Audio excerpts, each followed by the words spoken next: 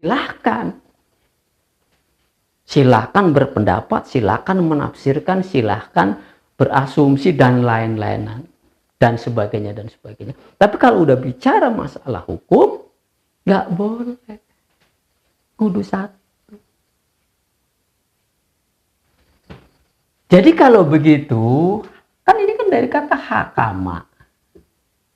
Hukum mendapat awalan mim, ya, bermakna tempat atau kumpulan. Ya.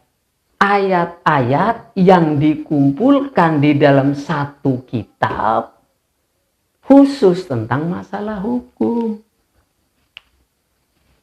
Itulah namanya ayatun muhkamat. Begitu, saudara. Ya, jadi berdasarkan apa yang dimaksud oleh Ibnu Abbas, apa yang dikehendaki oleh Ibnu Abbas, jaminannya adalah benar. Valid apa yang dikatakan oleh Ibnu Abbas. Jadi pendapat Ibnu Abbas itu valid, benar. Kenapa? Ibnu Abbas dekat dengan Rasulullah. Jadi kita harus berpegang ke sini. Ke ulama ahli tafsir, orang yang paling dekat dengan Rasulullah. Itu yang kita gunakan. Jadi ayat yang menjelaskan tentang muhkamat itu ayat-ayat tentang hukum yang tidak boleh punya makna ganda.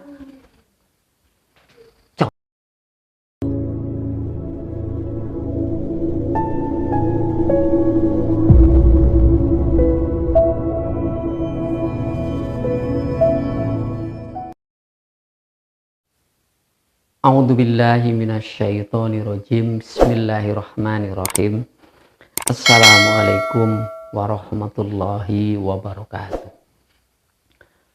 Alhamdulillahilladzi arsala rasulahu bil huda wa dinil haqq liyudhhirahu 'alad dini kullihi walau karihal musyrikun wa kafa billahi syahida.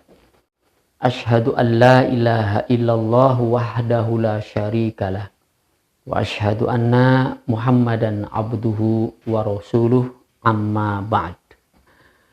Pemirsa yang semoga dirahmati Allah dan diberikan kemudahan-kemudahan di dalam memahami ayat-ayatnya, sehingga oleh karenanya kita dapat melaksanakan segala perintahnya, menjauhi segala larangannya.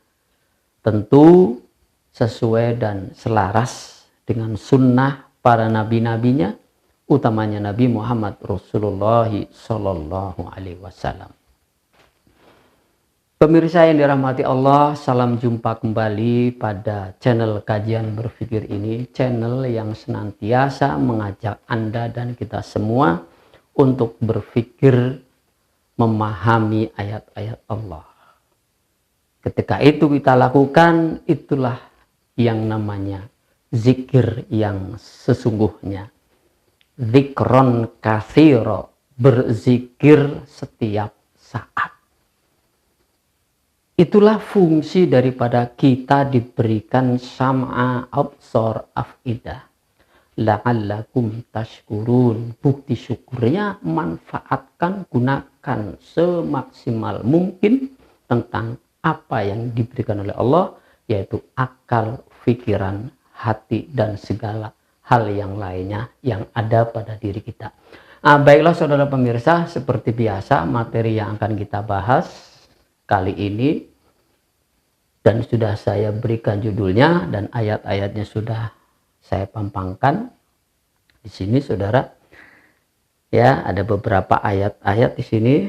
Ya, nanti ini menjadi bahan materi pembahasan hari ini dengan judul kontroversi, tapi tanda tanya. Kitab Al-Quran dan hadis Nabi, ya tentunya, bukan hukum Islam, tanda tanya. Nah, ini sudah menjadi akidah dua hal itu. Yang kemarin saya sudah materi terdahulu sudah saya sampaikan, ya. Tentu ada kaitannya dengan materi ini, ya, nanti kita lihat. Baiklah saudara pemirsa, di sini Allah berfirman di dalam surat Ali Imran surat 3 ayat 7. Ini juga ayat sudah juga dibahas dan mungkin juga pernah banyak yang membahas tentang masalah ayat muhkamat dan mutasyabihat. Bagaimana kita memahaminya? Mari kita bacakan dulu. Huwallazi anzala alaikal kitab.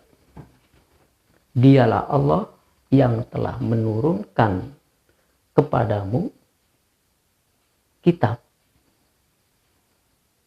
Minhu di dalamnya, di dalam kitab itu ada ayatum muhkamat, ada ayat yang muhkamat, hunna umul kitab, dan itu inti daripada Alkitab. Di dalam kitab itu intinya adalah tentang ayat muhkam. Wa ukhru mutasyabihat. Dan ayat yang lainnya, ada ayat yang lainnya adalah ayat yang mutasyabihat. Mari kita pahami tentang apa itu muhkamat, ayat muhkamat, apa itu ayat mutasyabihat. Kita tentukan dan semua sepakat ulama mengatakan bahwa Alkitab yang dimaksud adalah Al-Quran. Kita kunci dulu Al-Quran. Ya. Walaupun kitab-kitab yang lainnya kesananya tuh ada Taurat, Zabur, Injil, itu juga kitab, tapi yang dimaksud oleh ayat ini dan seluruh ulama bersepakat bahwa yang dimaksud kitab ini adalah Al-Quran. Di dalam Al-Quran ya, redaksinya dua macam. Redaksi ayat muhkamat, redaksi ayat mutasyabihat. Apa itu muhkamat? Orang mengatakan bahwa ayat-ayat muhkamat itu adalah ayat yang sudah jelas maksud dan tujuannya. Ya. Sedangkan ayat mutasyabihat adalah sebaliknya. Ayat-ayat yang belum jelas maksud dan tujuannya. Nah, itu sudah menjadi pemahaman umum. Sekarang kita periksa. Ya. Kita periksa tentang muhkamat dan mutasyabihat itu berdasarkan landasan yang kuat, yang kokoh. Yang kemudian itu menjadi argumentasi dasar. Ya. Dari mana saya mengambilnya? Dari sahabat Nabi. Yang paling dekat hubungannya dengan Nabi. Siapakah beliau? Abdullah bin Abbas, yang kemudian dikenal dengan Ibnu Abbas. Ya, tentu para ulama sangat memahami, apalagi ahli sejarah, siapa beliau ini, Ibnu Abbas itu. Ketemu di kakeknya Nabi. Karena Abbas adalah pamannya, punya putra namanya Abdullah. Jadi Abdullah bin Abbas bin Abdul Muthalib. Muhammad Rasulullah bin Abdullah bin Abdul Muthalib. Jadi ketemu. Jadi nasabnya ketemu di kakeknya. Jadi sangat dekat. Nah, kemudian apa yang melatar belakangi saya ngambil dari sini? Ya kedekatannya dengan Rasulullah. Hingga pada waktu itu umat menggelari beliau itu adalah turjumul Quran, ahli Quran, ahli tafsir. Ya, pertama kali dan utama ya yang melahirkan tafsir itu ya Ibnu Abbas. Ya, meskipun banyak juga ahli-ahli tafsir dari sahabat Nabi, tapi yang paling menonjol adalah Ibnu Abbas. Sampai digelari dengan turjumul Quran. Turjumul Quran ini maksudnya adalah ahli tafsir, ya, ahli takwil, bukan turjumul dalam artian terjemahan seperti yang saya pernah terangkan, translate, menerjemahkan. Menerjemahkan maksud itu namanya mentafsir, saudara. Kalau menerjemahkan arti bahasa Arab ke bahasa lainnya itu namanya translate. Tapi kalau turjumul atau tarjim, ahli tarjim yang dimaksud oleh para ulama adalah ahli tafsir. Ya, mau diterjemahin gimana lagi, yang namanya udah bahasa Arab, masa menerjemahkan dari bahasa Arab ke bahasa Arab lagi, kan Ibnu Abbas adalah bangsa Arab, masa diterjemahkan lagi dalam bahasa Arab. Jadi maksudnya turjumul itu adalah ahli tafsir. Nah, baik, kita nggak kesana banyak-banyak. Jadi apa yang dikatakan oleh beliau, ya, Ibnu Abbas radhiyallahu anhuma, bahwa ayat muhkam adalah ayat yang hanya memiliki satu makna saja.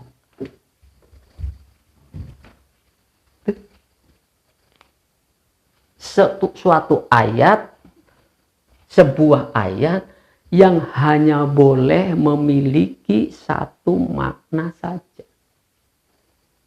Nggak boleh lebih.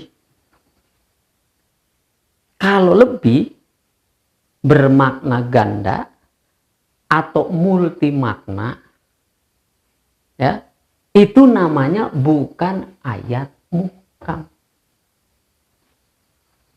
Paham, saudara? Nah, berangkat dari sini berarti yang dimaksud oleh Ibnu Abbas itu ya ayat yang hanya boleh memiliki satu tafsir saja, satu makna saja. Tafsir itu kan memberikan makna, maksudnya. Jadi sehingga terjadi makna tunggal, tafsir tunggal, maksud tunggal. Ya. Jadi nggak boleh ada makna-makna yang lain, maksud-maksud yang lain, hanya satu. Itulah sebabnya ayat muhkam itu disebut ayat hukum. Tuh, saudara. Ya. Jadi kalau sudah berbicara tentang masalah hukum, nggak boleh maknanya ganda, nggak boleh maknanya multi, apalagi multi, ganda aja, dua makna. Karena kalau nantinya maknanya ganda itu akan membingungkan. Apalagi banyak. Terjadilah perselisihan tentang masalah hukum. Kalau bukan soal hukum, silahkan. Silahkan berpendapat, silahkan menafsirkan, silahkan berasumsi dan lain-lainan dan sebagainya dan sebagainya. Tapi kalau udah bicara masalah hukum, nggak boleh, kudu satu.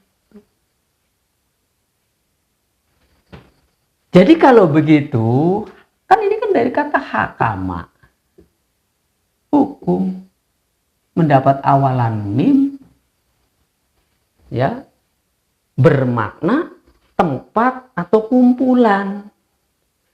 Ya, ayat-ayat yang dikumpulkan di dalam satu kitab khusus tentang masalah hukum. Itulah namanya ayatun muhkamat. Begitu, saudara. Ya, jadi berdasarkan apa yang dimaksud oleh Ibnu Abbas, apa yang dikehendaki oleh Ibnu Abbas, jaminannya adalah benar. valid apa yang dikatakan oleh Ibnu Abbas. Jadi pendapat Ibnu Abbas itu valid, benar. Kenapa? Ibnu Abbas dekat dengan Rasulullah. Jadi kita harus berpegang ke sini. Ke ulama ahli tafsir, orang yang paling dekat dengan Rasulullah. Nah, itu yang kita gunakan. Jadi ayat yang menjelaskan tentang muhkamat itu ayat-ayat tentang hukum yang tidak boleh punya makna ganda. Contoh, ya ayyuhalladzina amanu kutiba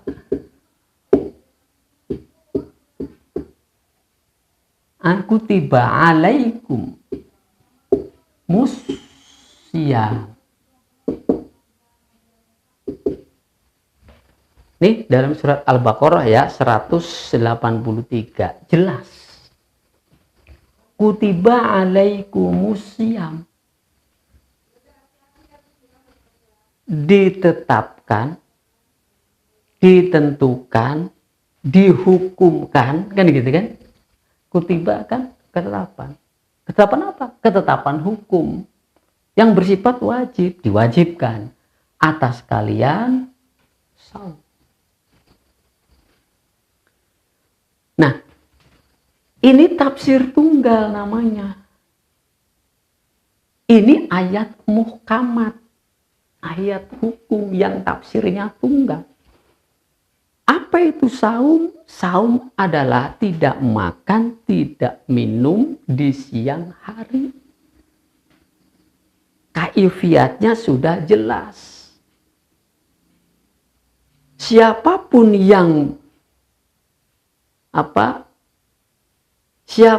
yang mendakwakan dirinya, yang meyakini dirinya, yang menentukan dirinya, yang mengaku dirinya muslim, yang bersyahadat dan seterusnya, setiap muslim itu wajib yang namanya saum. Bulannya pun ditentukan Ramadan. Jadi dari waktunya, dari bulannya, ya, dari kaifiatnya itu sama seluruh umat Islam dimanapun, nggak ada yang berbeda. Itulah yang disebut dengan tafsir tunggal. Inilah yang disebut dengan muhkamat. Tuh, saudara. Apalagi sholat. Aqimis sholat. Dirikanlah sholat. Apa itu sholat? Ya, sholat adalah sudah ditentukan kaifiatnya dari takbiratul ihram hingga salam, telah memenuhi rukun dan syaratnya, sahnya sholat. Rukun dan syarat sahnya sholat. Kalau yang tidak begitu bukan sholat.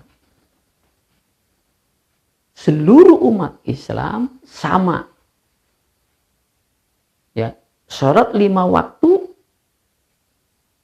ditetapkan, ya, berapa rakaatnya ditetapkan, masing-masing memiliki rakaat yang berbeda, ada yang sama, dan itu seluruh umat Islam di seluruh dunia sama, baik meyakininya, memahaminya, dan mempraktekannya. Itulah namanya tafsir tunggal. Begitu pula zakat, haji. Nah, 5 rukun Islam ini memiliki tafsir tunggal. Itu saudara. Itu namanya kutiba alaikumusiyam. Kemudian saudara, bagaimana dengan ini? Redaksinya sama, tapi ujungnya beda. Kutiba alaikumul qital. Ada lagi.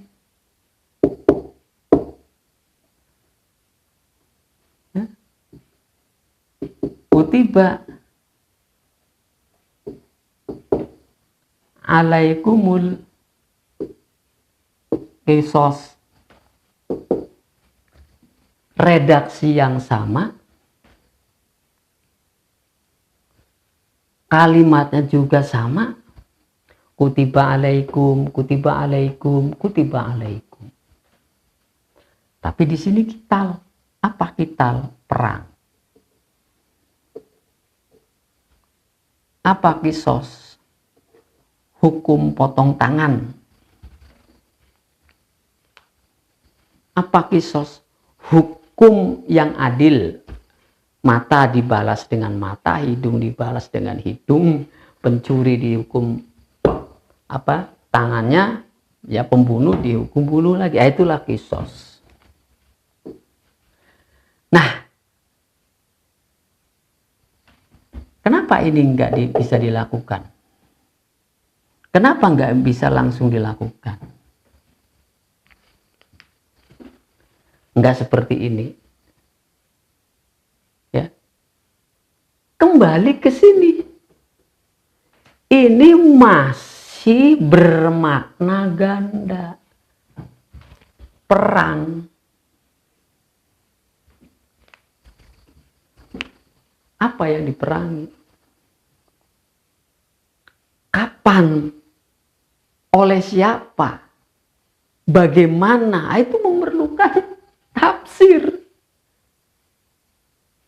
Ya, memerlukan banyak tafsir. Karena orang bisa saja memahami kital itu, memahami perang itu, memahami membunuh itu, bisa memerangi hawa nafsu, bisa memerangi sampah, bisa memerangi kebodohan, bisa memerangi dalam bentuk perang fisik, saling bunuh.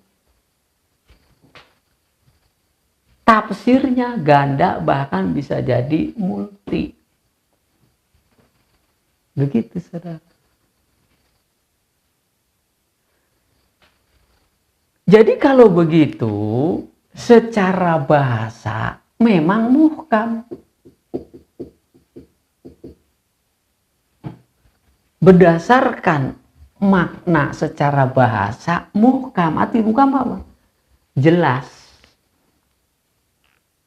Secara redaksi jelas, muhkamat namanya. Tetapi secara maksud, mutasabi. Tuh. Jadi mutasyabih itu, mutasabihat itu adalah ayat yang bermakna ganda. Banyak makna, banyak tafsir. Makanya nggak boleh ayat yang bermakna tafsir, bermakna ganda, multi makna, dijadikan ayat hukum. Mesti dijadikan dulu tafsir tunggal. Berarti proses. Nggak bisa tiba-tiba menemukan ayat kutiba alaikumul qital, ayo kita perangi. Siapa yang mau diperangi? Kapan dan bagaimana caranya? Yuk kita jihad. Nggak bisa begitu. Kisah juga begitu. Udah pokoknya potong tangan aja, kan kita umat Islam. Menjadikan Quran ini kan sebagai hukum tuh. Di situ makanya tanda tanya. Ya nggak bisa begitu, saudara. Cuplik ayat, praktekin. Cuplik ayat, praktekin. Ya bahaya. Ini yang nggak pernah dipahami. Ya cuma sebatas itu doang. Ayat muhkamat, ayat yang sudah jelas maksud dan tujuannya. Ayat mutasabihat adalah ayat yang belum jelas maksud dan tujuannya. Cuma sampai di situ doang pemahamannya. Padahal bukan seperti itu. Cetek kalau itu pemahaman seperti itu. Ya. Makanya banyak orang-orang yang cuplik ayat, cuplik hadis, kemudian menjadi hukum buat dirinya, praktekin. Nah, orang yang tidak mempraktekin sebagaimana dirinya mempraktekkan hadis, mempraktekkan Quran, ya, sesat. Kan begitu nanti efeknya. Baik. Jadi mesti paham saudara, memahami ayat mutasyabihat, memahami ayat muhkamat. Jadi kembali ke sini, ya.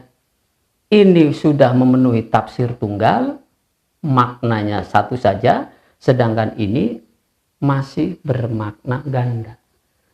Jadi supaya ini menjadi hukum, menjadi ayat muhkam, mesti ditafsirkan secara tafsir tunggal.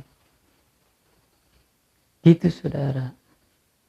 Nah itu pakai proses.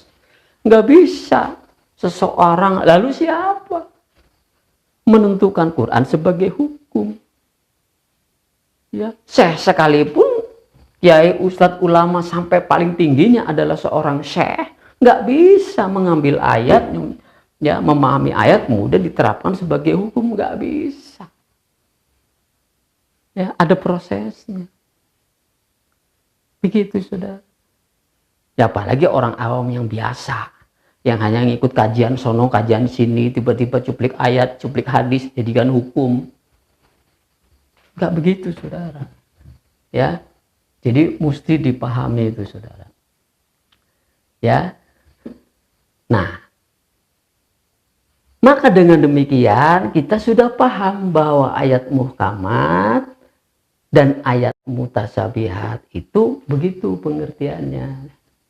Ini saya ambil dasarnya dari Ibnu Abbas, ahli tafsir utama dan pertama, pelopor. Gitu saudara ya. Nah, jadi kalau begitu, ayat yang mutasyabihat yang mana? Ya itu. Nah, yang seperti ini yang tafsirnya berganda. Makanya seorang ahli tafsir itu memberikan penafsiran-penafsiran yang berbeda antara tafsir yang satu dengan tafsir yang lain. Banyak ulama yang memahami ayat satu dengan ayat yang lainnya berbeda. Nah, makanya perbedaan-perbedaan itulah ya tidak bisa dijadikan hukum. Makanya Al-Quran dan Al-Hadis itu sumber bahan untuk mengambil sebagai dasar untuk menentukan hukum. Jadi beda sumber hukum dengan hukum. Kalau sumber hukum itu bahannya, ini bahan, ini bahan. Kitab-kitab hadis juga bahan. Begitu saudara. Nah, kalau begitu, kita lihat di mana tempatnya hukum-hukum itu kitabnya. Ya, khusus tentang masalah hukum kitabnya yang mana? Khusus masalah ayat-ayat mutasyabih itu di mana?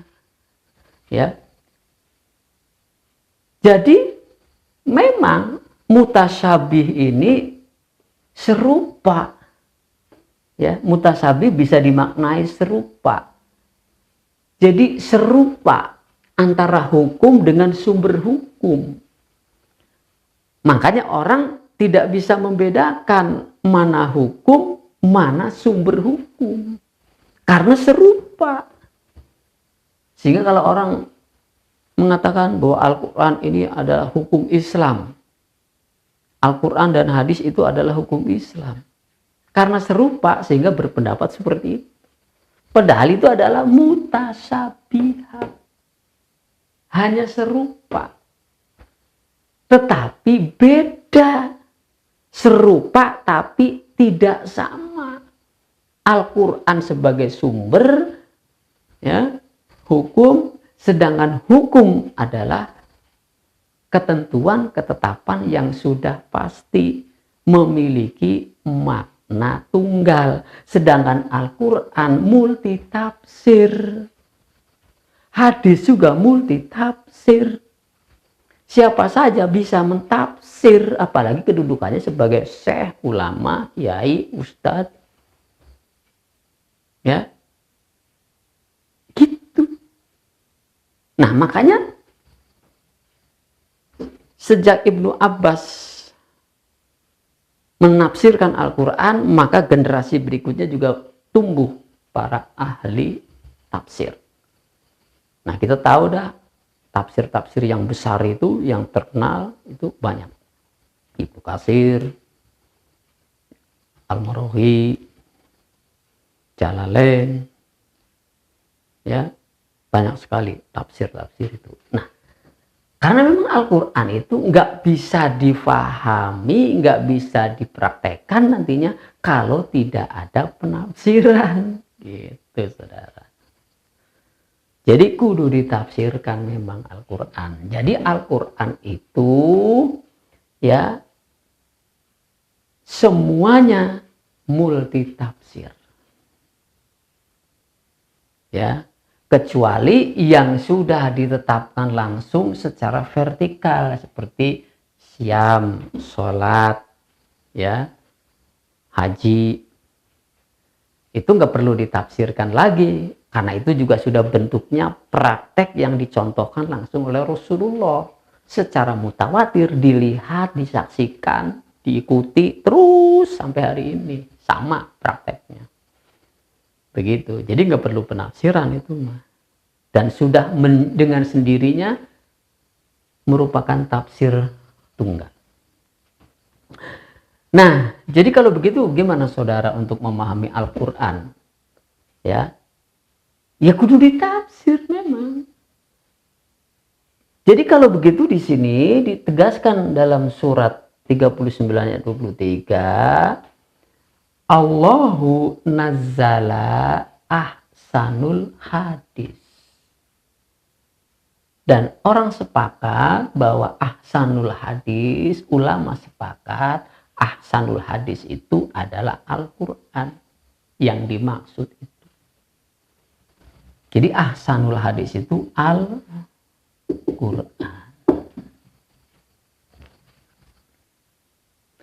Al-Quran itu ada mutasyabihan masani. Allah menurunkan Al-Quran dengan bahasa mutasyabih. Masani bermacam-macam, berulang-ulang. Semuanya isinya adalah mutasyabih. Kenapa Al-Quran disebut mutasyabih? Yaitu tadi karena multi tafsir. Nah, nanti ada yang bahasanya muhkam seperti ini, dan ada yang bahasanya mutasyabih.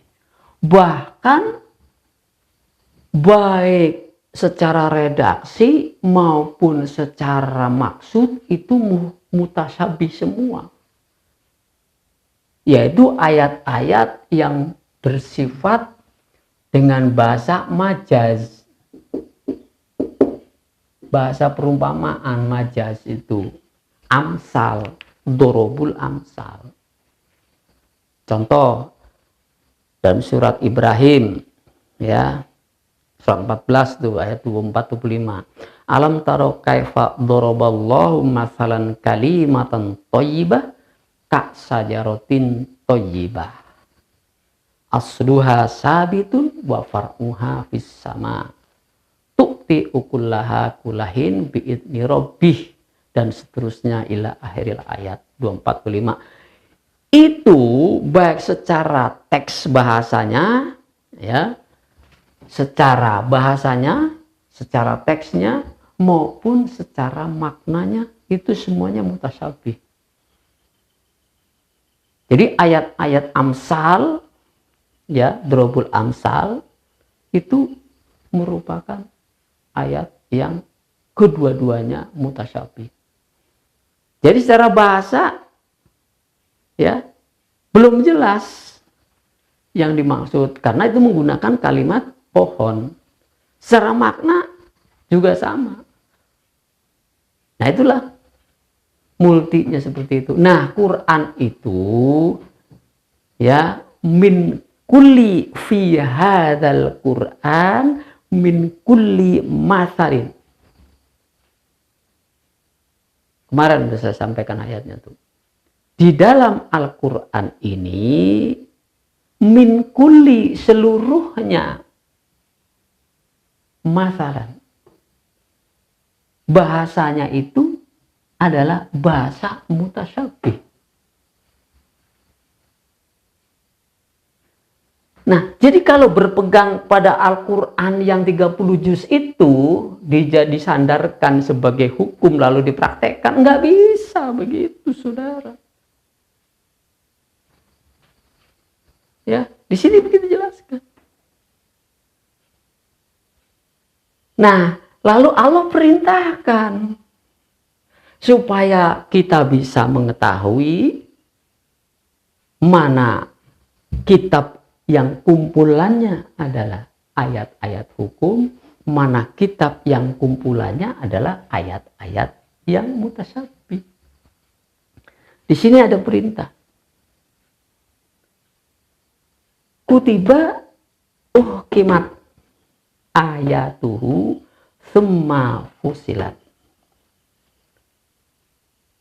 Buatlah ketetapan hukum uhkimat, kan asalnya dari ini ahkam hukum, ayat-ayatnya ya, lalu buatlah pasal-pasalnya, yang orang bilang ini pasal, ini hukum, ini ayat.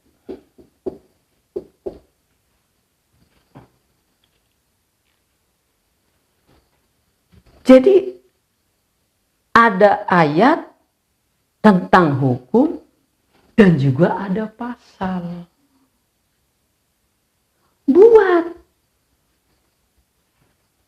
Buatlah hukum yang ada pasal-pasalnya. Nah, itu ternyata sudah dibuat oleh bangsa kita. Jadi ini kumpulkan menjadi ayat-ayat hukum dasar. Ayat-ayat hukum dasar kemudian dibuatlah pasal-pasal. Maka dalam bahasa Quran, dalam bahasa Arab, ayat-ayat hukum dasar itu disebut qonun asasi. Kitab undang-undang hukum dasar. Kalau bahasa fikihnya itu usul. Gitu, saudara. Nah, di dalam qonun asasi ini ada pasal-pasal. Ada bab jinayat, ada pasal tentang ukubat, ada pasal tentang iktisodi. Di situ ada hukum pidana, ada hukum perdata, ada hukum ekonomi, ada hukum tentang muamalah. Itu, saudara, isinya hukum. Jadi inilah yang disebut kitab yang isinya tentang ayat-ayat muhkamat. Nih, qonun asasi. Di mana ayat-ayat muhkamat itu kumpulnya? Di sini, di kitab qonun asasi. Kitab undang-undang hukum dasar. Ciri yang mendasar dari kitab undang-undang hukum itu ya mengikat. Tuh. Seperti contohnya UUD 45 dengan pasal-pasalnya itu bersifat mengikat. Nah itu contoh prakteknya seperti itu. Jadi nanti redaksinya tidak sama dengan Al-Quran. Apalagi kalau buka Indonesia ya berarti bukan bahasa Arab isinya. Dengan bahasa Indonesia. Tapi syari'nya ngambilnya dari Quran, dari hadis. Begitu saudara. Itu namanya ayat-ayat muhkam. Kumpul di sini. Muhkam artinya kumpulan ayat-ayat hukum. Mana yang dimaksud kumpulan ayat-ayat hukum ini? Qanun asasi, kitab undang-undang hukum dasar. Karena ngambilnya dari Quran, dari hadis, maka kitab undang-undang hukum dasar, hukum syariat Islam. Begitu saudara. Ya, jadi hukum Islam itu bukan Quran. Hukum Islam itu bukan hadis. Paham sampai di sini saudara? Hah? Paham gak nih para ulama, para kiai? Begitu saudara. Jadi lantas di mana kumpulan ayat-ayat mutasabihat ini? Di Al-Quran 30 juz. Kumpulnya di sana. Jadi ada dua kitab. Al-Quran ya, dan Al-Hadis. Ya, ini adalah kitabul mutasyabihat. Ya, kumpulan ayat-ayat mutasyabihat. Mutasyabihat. Nah, ayat-ayat mutasabihat terkumpul di sini di Al-Quran. Lantas kumpulan ayat-ayat muhkamat adanya di mana? Di sini. Di Qanun Asasi, kitab undang-undang hukum dasar. Jadi kalau mempraktekkan hukum syariat Islam ya begini pakainya. Yang ada pasalnya. Nah kalau di dalam Al-Quran ini kan nggak ada pasal, ada cuma ayat doang. Makanya sumber. Bahasa Qurannya, bahasa Arabnya adalah usul. Nanti prakteknya, bahasa Arabnya adalah itu tadi, fikih. Adalah untuk mempraktekkan, mengoperasionalkan hukum. Fikih, sampai sekecil-kecilnya. Nanti bagaimana Pak Ustadz? Produk-produk ulama seperti kitab-kitab fikih, usul fikih, madhab dan sebagainya. Apakah itu bisa disebut hukum Islam? Bukan. Kitab fikih, karya para ulama, madhab, ataupun juga ada fatwa, itu bukan hukum Islam. Kalau itu disebut hukum, iya. Ya. Jadi kitab-kitab hukum, madhab, fikih dan sebagainya itu apa dong? Pemahaman, kitab pemahaman tentang hukum Islam.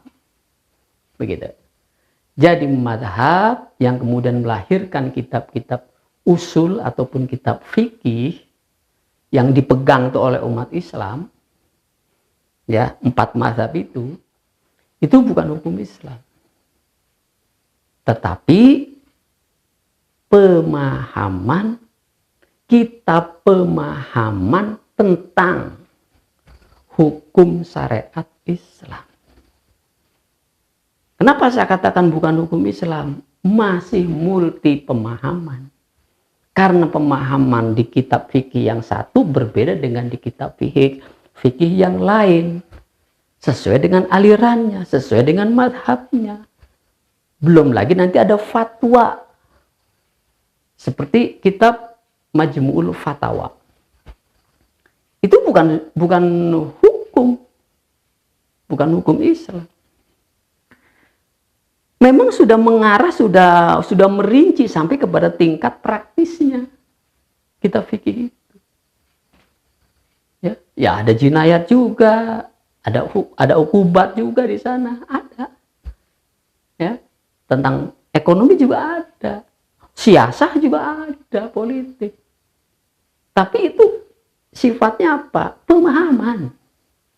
Maka dalam bentuk lain sebutannya adalah literasi dan referensi tentang hukum, tentang syariat. Apakah bisa dipraktekkan? Bisa, tapi lokal, sesuai dengan kejamaahan. Yang bisa diikat siapa? Ya jamaahnya sendiri. Kalau orang itu mazhabnya Syafi'i, yang mengikatnya ya Syafi'iyah. Mazhabnya, fikihnya. Kalau mazhabnya Salafi, ya jamaah yang cenderung suka dan senang dengan Majmu' Fatawa misalnya. Ya itu yang bisa diikat. Nggak bisa mengikat jamaah yang lain. Masing-masing punya ikatan. Masing-masing punya firqah, masing-masing punya golongan. Jadi sifat mengikatnya itu ya per golongan, per kelompok, per jamaah, kelompok jamaah namanya. Seperti Nahdien umpamanya, NU, Nahdlatul Ulama, ya juga bisa membuat ini Qanun Asasi. Ya, bisa, setiap kelompok bisa. Ya, di Muhammadiyah juga ada, di NU juga ada. Yang menetapkan mengeluarkan hukum yang bersifat intern ke Muhammadiyahan, intern ke NU. Begitu. Ya, ada bahsul masail itu contohnya kan di NU. Nah jadi begitu saudara, jadi nggak bisa diklaim ini hukum Islam, fikih disebut hukum Islam, nggak bisa diklaim begitu. Dia tidak bisa operasional dan mengikat seluruh umat Islam, nggak bisa. Jadi yang namanya hukum Islam itu Qanun Asasi yang mengikat semua golongan, bahkan golongan yang bukan Islam pun bisa diikat. Seperti zaman Nabi dulu, seperti zaman Khalifah dulu. Mau Kristen, mau Hindu, mau Buddha, mau siapapun, dia berada dalam jangkauan hukum dalam satu wilayah, ya diikat oleh hukum itu.